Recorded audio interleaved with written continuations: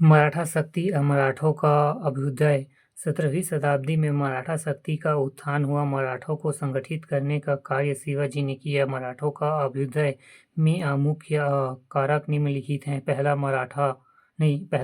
महाराष्ट्र की भौगोलिक स्थिति। महाराष्ट्र के उत्तर में विंध्याचल और सतपुड़ा की पर्वत श्रेणियाँ, पश्चिम में पश्चिमी घाट और अरब सागर की भौगोलिक स्थिति से मराठों की रक्षा।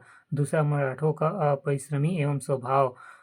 दक्कन क्षेत्र में विषमता एवं भौगोलिक परिस्थितियों में भूमि अनुपजाऊ और पठारी तथा जीवन कठिन है, जिसके कारण यहाँ के लोग परिश्रम और साहसी होते हैं।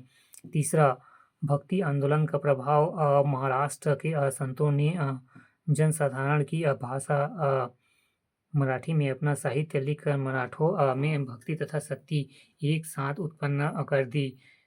संत तुकाराम, एकनाथ एवं रामदास आदि की प्रेरणा से मराठों में एकता, पुनर्जागरण और स्वराज की भावना पनपी, जिसे महाराष्ट्र धर्म कहा गया।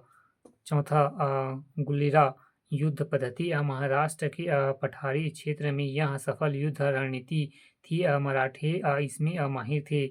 पांचवा, मराठे में सैनिक तथा प्रशासनिक योग्यता। मराठे दक्षिण में मुस्लिम राज्यों में सैनिक तथा प्रशासनिक पदों पर नियुक्त थे। उनकी यह शिक्षा उनके उत्थान में बहुत सहायक सिद्ध हुई। मराठों ने दक्षिण के राज्यों गोलाकुंडा, अहमदनगर तथा बीजापुर के आपसी संघर्ष का लाभ उठाया। छठवां, सामाजिक आर्थिक संतुलन। महाराष्ट्र में भक्ति आंदोलन के प्रभाव से आर्थिक, सामाजिक, धार्मिक असमानता कमी थी। सातवां, शिवाजी का योगदान। शिवाजी के योग्य प्रभावशाली नेतृत्व में मराठों में एक राष्ट्र की भावना जागृत हुई। उन्होंने बिखरी हुई मराठा शक्ति को एक झंडे तले एकत्रित किया। जादूनाथ सरकार, मैं उसे अंतिम रचनात्मक प्रतिभा का व्यक्ति तथा राष्ट्रीय निर्माता समझता हूँ, जिसे हिंदू जाति ने उत्पन्न किया है।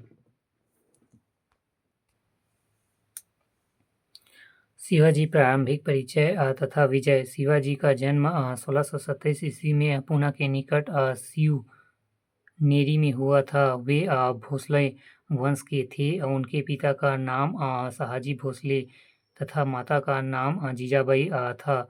शिवाजी पर सर्वाधिक प्रभाव माता जीजाबाई का पड़ा। गुरु रामदास शिवाजी के गुरु थे। उनके संरक्षण दादाजी कोंडदेव ने उनके घुड़सवारी, शस्त्र विद्या, आखेट व प्रशासन की शिक्षा दी। उनके पिता बीजापुर के दरबार में सरदार थे। वे दूसरा विवाह करके नई जागीर में चले गए थे। शिवाजी ने पूना की पृथक जागीर को सुदृढ़ किया तथा बीजापुर के सुल्तान को कर देना बंद कर दिया। उन्होंने 1644 ईस्वी में सिंहगढ़ के दुर्ग को जीता एवं तोरण पर 1646 ईस्वी में अधिकार किया।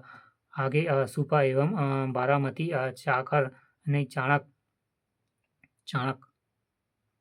चाकण आदि को जीता तथा रायगढ़ के एक शक्तिशाली दुर्ग का निर्माण करवाया। शिवाजी द्वारा 1648 में पुरंदर के दुर्ग पर अधिकार करने तथा बीजापुर के सुल्तान ने उसके पिता शहाजी को कैद कर लिया। विवश होकर शिवाजी को जीते हुए कुछ क्षेत्र लौटाने पड़े। उन्होंने जावली पर 1656 ईस्वी में एक कुंकड़ पर एवं 1657 ईस्वी में अधिकार किया। शिवाजी का मुगलों से संघर्ष पहली बार 1657 ईस्वी में हुआ। तब शिवाजी ने अहमदनगर के क्षेत्र एवं जुन्नर को लूटा। इस समय मुगल बादशाह शाहजहां था और औरंगजेब दक्कन का गवर्नर था। शिवाजी एवं अजबल खां। शिवाजी की बढ़ती शक्ति के आशंकित होकर बीजापुर के सुल्तान ने अफजल खां को 1659 ईस्वी में शिवाजी का दमन करने भेजा, लेकिन शिवाजी ने कूटनीतिपूर्वक प्रतापगढ़ दुर्ग के निकट उसे मुकाबला कर उसके पेट में भगनक घुसेड़ दिया, जिससे उनकी मृत्यु हो गई। काफ़ी खां और डफ ने आरोप लगाया कि शिवाजी ने अफजल की छलपूर्वक हत्या की है, किंतु मराठा इतिहासकार और अन्य समकालीन प्रमाण के अनुसार अफजल अफजल नहीं अफजल अफजल अफजल ने पहले बार किया। जादूनाथ सरकार ने इसे हीरे से काटना कहा। औरंगजेब ने 1659 ईस्वी में शिवाजी के दमन हेतु इस्ता खां को दक्षिण का सेनापति बनाकर भेजा, जिसने शिवाजी से पुनः चाकण कल्याण आदि जीत लिया। लेकिन 1663 ईस्वी में जब इस्ता खां पुणे के अपने शिविर में विश्राम कर रहा था, शिवाजी ने उस पर रात्रि में आक्रमण कर दिया,